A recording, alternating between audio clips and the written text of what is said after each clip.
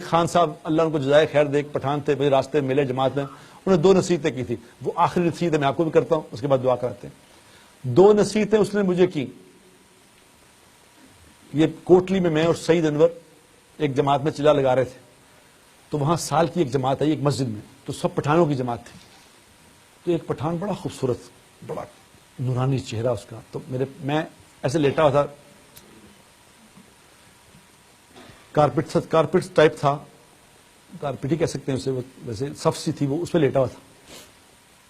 تو اس نے دیکھا کہ اور مجھے کچھ 2-3 لڑکے نا دبا رہے تھے، تو اس پٹھان نے دیکھا، اس نے کہا بزرگ ٹائپ آدمی لگتا ہے، تو اس کو میں اٹھا کے اس نے کہا بابو جی اٹھو، تمہیں 2 باتیں بتاؤں بڑی قیمتی۔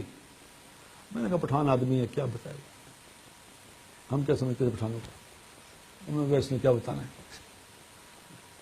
تو میں نے کہا یار اسے لیٹے بتاؤ یار تم کیا بتانا ہے۔ تو اس کو بھی اس نے کہا، اس کو سمجھ گیا کہ یہ ذرا دماغی طور پہ اتنا ٹھیک نہیں ہے۔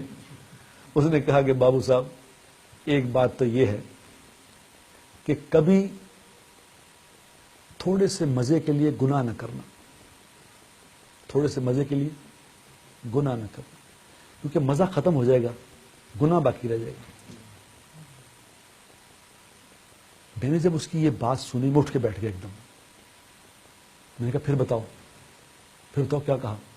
اس نے کہا میں نے کہا تھوڑے سے مزے کے لیے کبھی گناہ نہ کرنا، مزہ ختم ہو جائے گا، گناہ تمہارے ساتھ چلے گا، تمہارے ساتھ چلے گا۔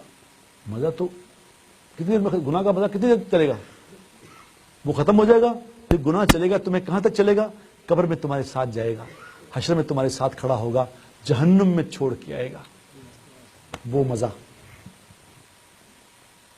میں نے کہا دوسری بات بتاؤ۔